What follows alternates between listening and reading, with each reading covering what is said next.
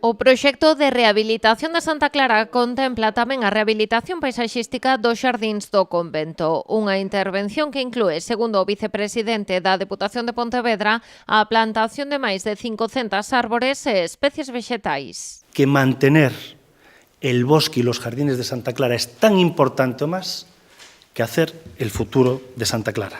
No solo se va a clasificar, no solo se va a cuidar y sanear toda el área del bosque, no solo se va a trabajar en los jardines, sino que tenemos programado plantar más de 500 árboles, estructuras arbóreas y plantas para embellecer los jardines de Santa Clara y que sean los más verdes e bonitos que nadie pueda imaginar. De xeito paralelo, o proxecto recolle tamén o desenvolvemento dunha importante intervención arqueolóxica dos xardíns. A campaña terá unha duración inicial de 3 meses e é fundamental para integrar o complexo de Santa Clara no Museo Pontevedrés. La intervención sobre la arboleda de Santa Clara se hace por imperativo legal, por salud vegetal, pero sobre todo porque si queremos que el proyecto continúe, tenemos que hacerla sobre árboles enfermos. Domínguez compareceu acompañado da directora da Estación Fitopatolóxica do Areiro. Pilar Vela sinalou que no 2022 destacarase o mal estado sanitario e o embellecemento da maioría dos máis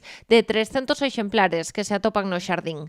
Ademais, asegurou que todas as especies destacadas están no bosque. Desde Areiro, uno de nuestros objetivos es siempre preservar el patrimonio vegetal que tenemos y ponerlo en valor. Entonces, lo último que nosotros aprobaríamos sería talar unos árboles o cortarlos que fuesen importantes o que tuviesen posibilidad de sobrevivir.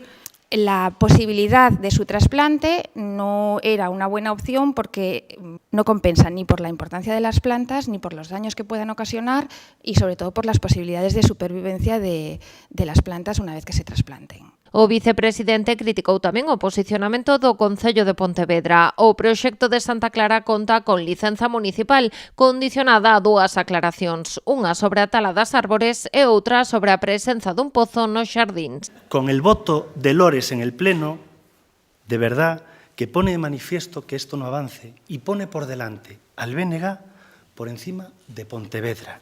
Pero sobre todo, con ese voto, Lores ha dejado de ser una persona seria en el proyecto de Santa Clara. Ha pasado a convertirse en un hooligan del BNG.